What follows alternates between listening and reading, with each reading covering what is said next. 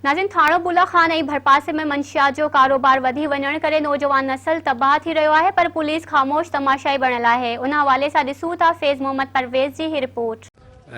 मुसलसिल social media ते electronic media ते अॻे बि एहतिजाज करे चुका आहियूं त कोस्तान मंशियाती जो गढ़ ऐं असां पहिरीं बि SSP जामशोरो जन उनखे बि इहे बार बार अपीलूं कंदा था अचूं त कानूनी टीमूं जोड़े कोस्तान मां मंशियात जो ख़ात्मो आंदो वञे।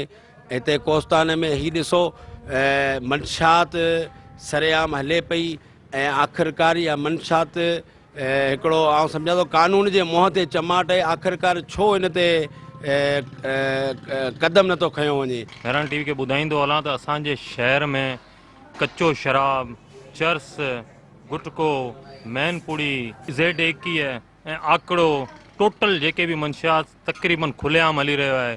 इहो असांजा नंढी तई जा जेके माण्हू आहिनि उन्हनि खे बीमारियूं पेश अची रहियूं आहिनि ऐं तमामु घणी तबाही थी रही आहे। आऊं इला अमलदारनि खे अपील थो कयां त बराए महिरबानी हिन शइ खे रोकियो, असांजे कोस्तान खे हिन गंदे शयुनि खां बचायो। ऐं थाणो बुला खान तिलके जे मुख़्तलिफ़ शहरनि ऐं ॻोठनि में ख़ासि करे थाणो बुला खान आहे, थाणो अहमद खान आहे, कलोखर आहे, नूरियाबाद आहे, सरी आहे, मोल आहे ऐं ॿिया जेके इलाइक़ा आहिनि इन में जीअं कचो शराब आहे ऐं गुटका आहिनि, पान आहे, चर्स आहे ऐं अहिड़ियूं शयूं जेके आहिनि तमामु मंशियात जेके बि क़िस्म आहिनि इहे हिते नौजवान नस्ल खे तबाह पिया कनि।